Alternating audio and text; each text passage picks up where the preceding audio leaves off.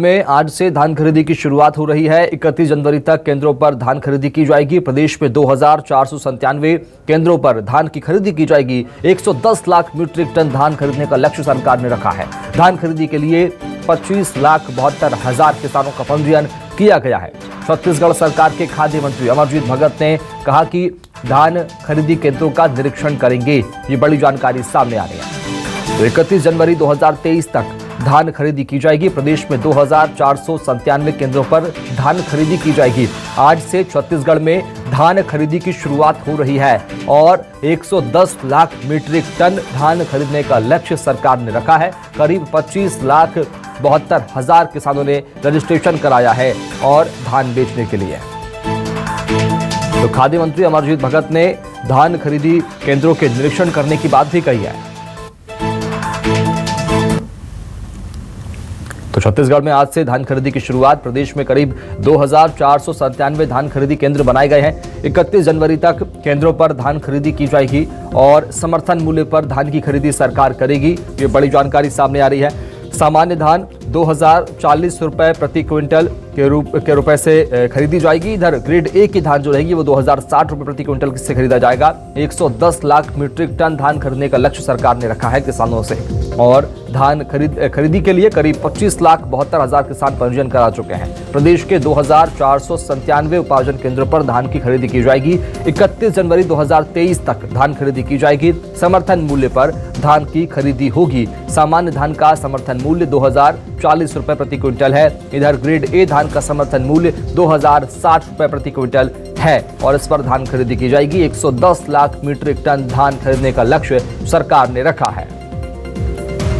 छत्तीसगढ़ में आज से धान खरीदी की शुरुआत हो रही है और इसको लेकर तैयारियां पूरी हो चुकी है और आज से किसान अपनी धान बेच सकेंगे और सरकार किसानों से धान खरीदेगी। ये बड़ी जानकारी आज से सामने आ रही है। समर्थन मूल्य पर धान की खरीदी होगी। बता दें 2497 उपार्जन केंद्र हैं जहां पर किसान अपनी धान बेच सकेंगे।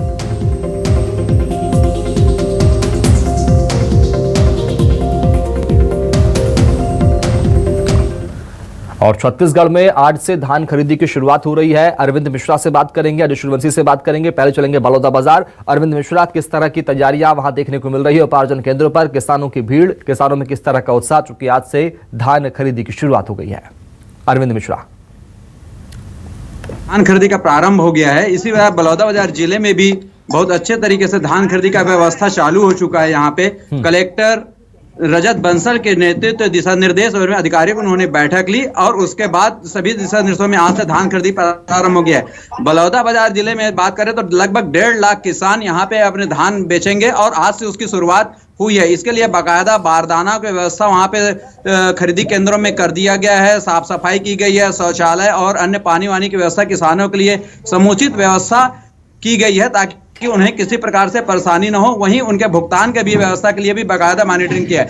इसके अलावा ऐप का भी किया है जहां पे किसान अपने ऐप के माध्यम से अपने मोबाइल के माध्यम से वो टोकन कटा सकते हैं ताकि उनको किसी प्रकार की भीड़ की दिक्कत ना हो, किसी प्रकार की कोई परेशानी ना हो। इसको लेकर यहाँ पे व्यवस्था किया। हम अभी कुकुर्दी केंद्र का भी जायजा लिए हैं जहां पे धान खरीदी का और पूर्व विधायक जनक राम वर्मा सहित अधिकारियों ने यहाँ से धान खरीदी प्रारंभ कर दी है। और एक किसान जो पुना राम वर्मा जी हैं उन्होंने धान खरीदी के यहाँ पे शुरुआत की है। बाकायदा हमाल वगैरह की व्यवस्था है और सब प्रकार की सारी सुविधाओं के साथ यहाँ पे धान खरीदी व्यवस्थित तरीके से प्रारंभ की गई। जान लेते हैं, अजय सूर्यवंशी से बात करेंगे। अजय, किस तरह की तस्वीरें देख पा रहे हैं हम और इसके बाद तैयारियां जो है पूरी कर ली गई है, किसानों को क्या कोई दिक्कतों का सामना करना पड़ रहा है उपार्जन केंद्रों पर?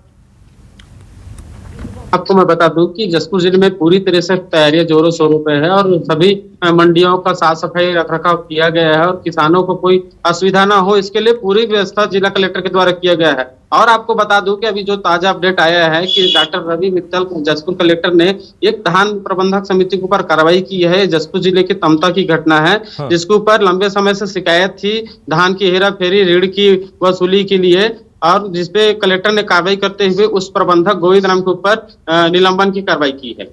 ठीक है, बहुत शुक्रिया अजय सूर्यवंशी खबर को विस्तार से बताने के लिए, बातचीत करने के लिए। अरविंद मिश्रा, आपका भी बहुत शुक्रिया बातचीत करने के लिए। तो आज से धान खरीदी की शुरुआत हो चुकी है और प्रदेश के 2497 केंद्रों पर धान खरीदी की जाएगी। चलेंगे आशुतोष तिवारी के पास जगदलपुर। आशुतोष, किस तरह की तस्वीरें आप देख पा रहे हैं? धान खरीदी की शुरुआत हो चुकी है, कितना उत्साह किसानों में और कितनी सुविधाओं का यहां पर व्यवस्था इंतजाम किया गया किसानों के लिए?